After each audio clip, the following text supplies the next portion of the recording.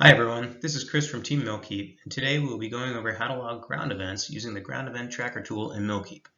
We built this tool because we have all met aircrew members that have dealt with the frustrations of logging ground events using a paper Air Force Form 1522, and then the paperwork was either lost or the accomplished date was dropped out of arms.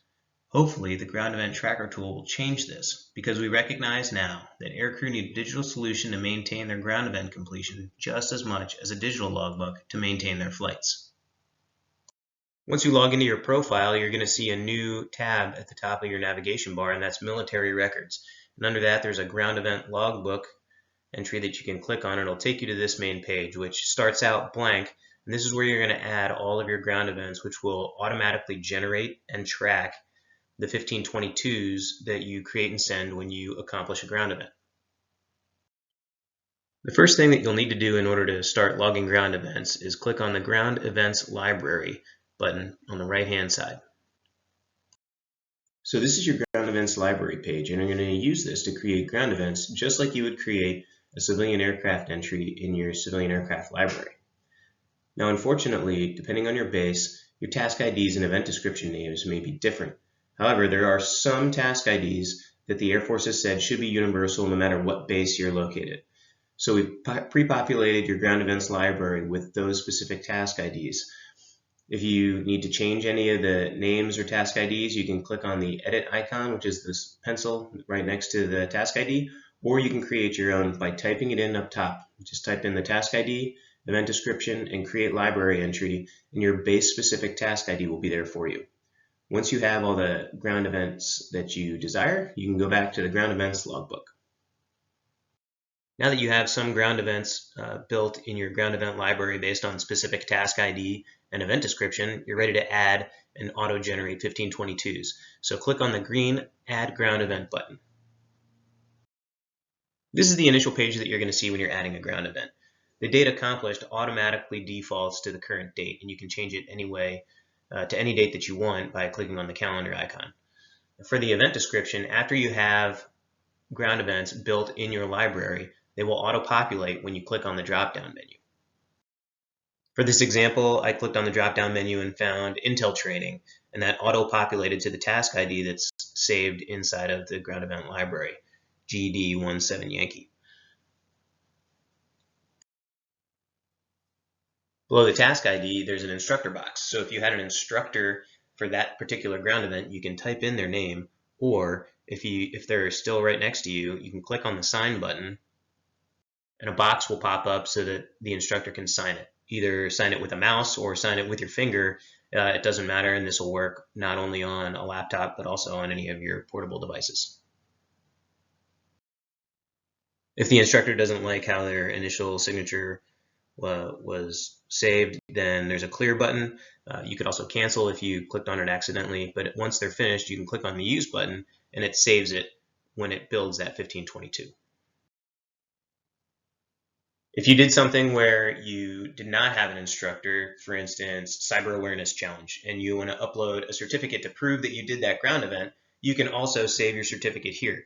When it saves, the system, after you start sending things to the SARM, will not only send the auto-generated 1522, it'll send any certificates that are applicable that you have saved for that record. If you went to a large class and you have handwritten 1522s that are signed by an instructor from somewhere not inside of your unit, then you can actually just take a picture of it, choose that file, and upload a handwritten 1522, and the system will send that in lieu of auto-generating something for you. Once you add your information and upload anything that you want to attach to this particular ground event record, you can either save changes or save them and send them directly to the SARM. In this instance, let's say you want to just double check your things one more time and you'll click Save Changes. If you click Save Changes, the system's going to refresh, tell you that that record was successfully created, and then give you an auto-generated preview of what you're about to send to the SARM.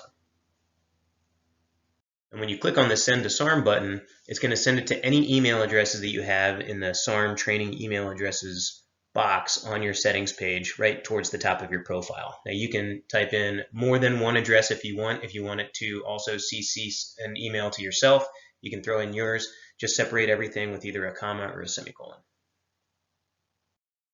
So this is an example of what your SARM or training shop is going to see as an email from MilKEEP for the ground event tracker tool. The subject line will say 1522 for your first name and last name, which are saved on your settings page. In the body of the email, it will just say attached is a 1522 for, again, first, last name. And then it will give you the attachments of either the auto-generated 1522, a snapshot of the handwritten 1522 that you uploaded, and a certificate of completion if you had uploaded that for anything that did not necessarily require an instructor signature. After you send something, it'll return you to the ground event logbook page, or if you just click on going back to the ground event logbook page, it'll start tallying every single event that you've ever logged and the dates that it was sent to the SARM. You also have a button where you can download your 1522, and it's outlined in yellow right here what you'll see. Everything will be filled out. If it's only one entry, it even Z's everything out last entry exactly as the SARM likes to see it. And I'm sure everyone's gotten a call from either an ADO or the scheduler saying, we don't have this logged in ARMS for you. Can you please give us another 1522 or go find your 1522? The good thing about this is when you click on that ground event, it'll tell you exactly when it was sent, and you can just resend it again by clicking on the blue button, Resend to SARM and Training. That wraps up the tutorial for the ground event tracker tool. We hope you found this digital alternative useful compared to the pain associated with handwriting 1522s with the hopes that it will never be lost. We build and update all of our features based on recommendations from users, so please give this new feature a try and let us know if you have any suggestions on how it can be improved. Thanks to everyone for your feedback and your support.